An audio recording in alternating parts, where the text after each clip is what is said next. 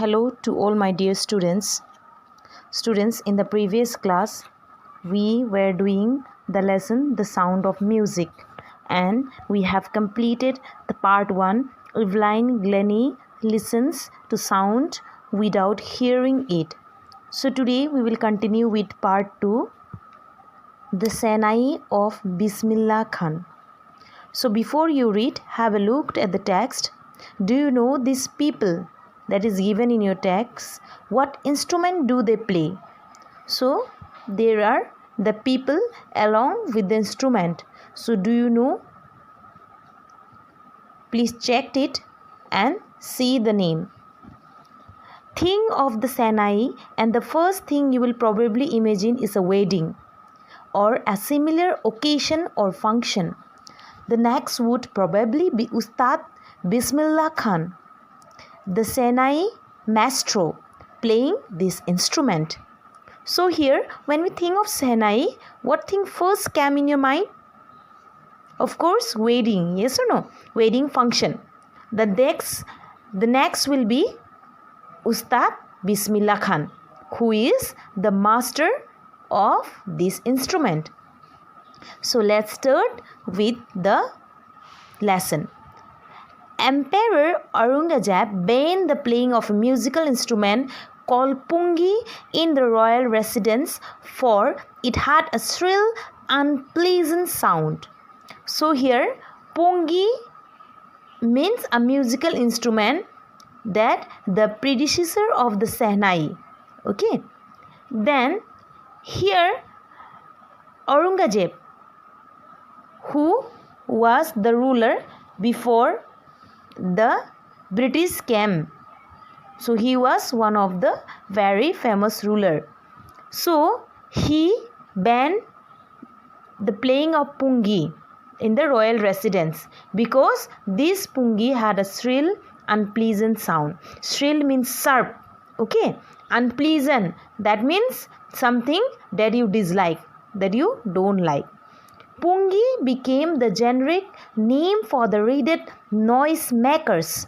Few had thought it would one day be revived.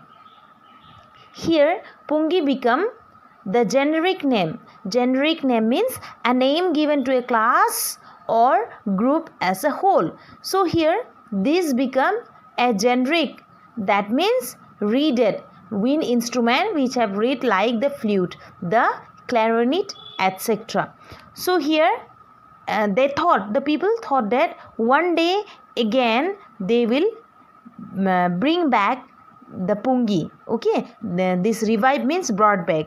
So a barber of a family of professional musicians who had access to the royal place decided to improve the tonal quality of the pungi. Here a barber, okay, who was a family of a royal professional. He was a professional musician. Though he was a barber, but he was a family of professional musicians. So he had access to the royal place. Here, what he did, he decided to improve the tonal quality of the pungi. Tonal means the sound, okay, the sound quality of the pungi. So he chose a pipe with a natural hollow stem that was longer and broader than the pungi. Here, hollow means empty from inside. Okay. So here what he did to improve the quality of the pungi, he chose a pipe that is of a natural hollow stem, and that was longer and broader than the pungi, compared to the pungi, and made 7 holes on the body of the pipe.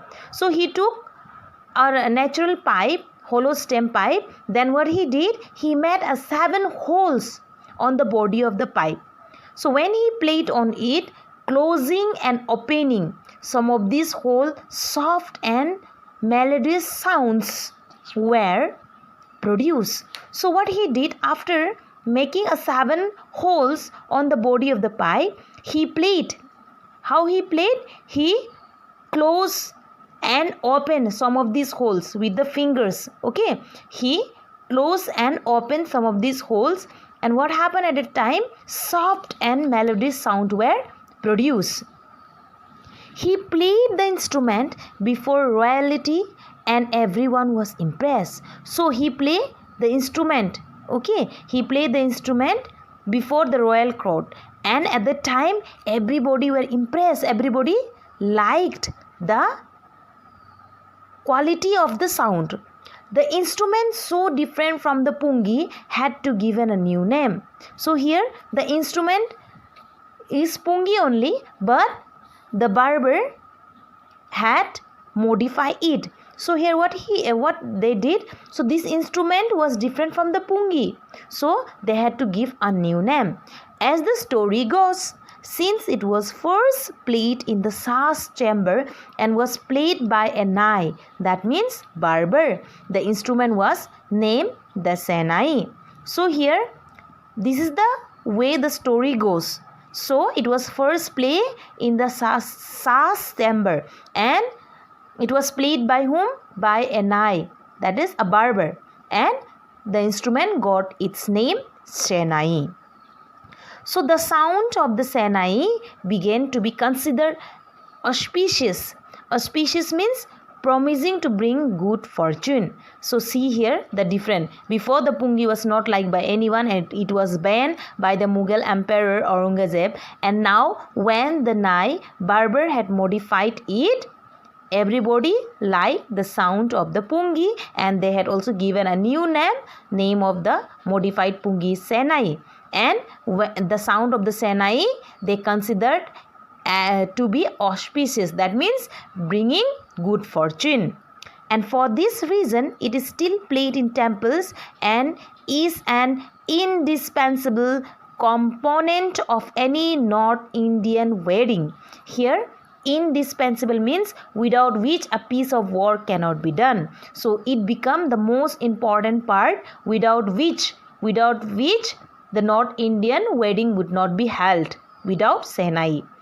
In the past, the Shehnai was part of Naubat, or traditional ensemble of 9 instruments found at royal courts. Here Naubat means Urdu words which means a traditional group of 9 musical instruments. So here in the past the Shehnai was the part of the Naubat, okay, and the traditional ensemble of 9 instruments found at royal court. So it was also included with the traditional instrument. Okay, the Shehnai was also included.